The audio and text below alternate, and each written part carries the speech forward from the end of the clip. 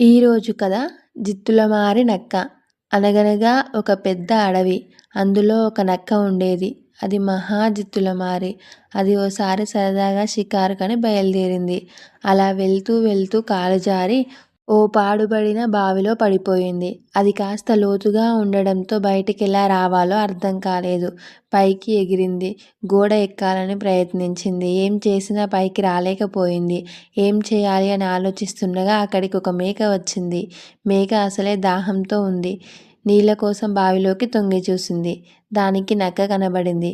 అది అక్కడ ఏం చేస్తుందో తెలుసుకోవడానికని నక్క బావా, బావిలో బాగా నీళ్లున్నాయా అని అడిగింది. బావిలోంచి ఎలా బయటపడాలా అని ఆలోచిస్తున్న నక్కకు మంచి ఉపాయం తట్టింది. అప్పుడు నక్క ఓ లేకేం, ఎంత తోడినా తరగనన్ని నీళ్లున్నాయి, వచ్చి తాగు అంది. మంచి దాహంతో ఉన్న మేక వెనక ముందు ఆలోచించకుండా బావిలోకి దూకేసింది. అప్పుడు గాని దానికి అర్థం కాలేదు. అయ్యో, ఇందులోంచి బయటకెలా వెళ్ళడం అంది దిగులుగా. అందుకే నేనొక ఉపాయం ఆలోచించాను అని చెప్పింది నక్క. నీ ముందర కాళ్ళు ఎక్కి గోడకు ఆనించి నిల్చో, నేను నీ మీద ఎక్కి పైకి వెళ్తాను, తర్వాత నిన్ను కూడా తీసుకువెళ్తాను అని చెప్తుంది నక్క.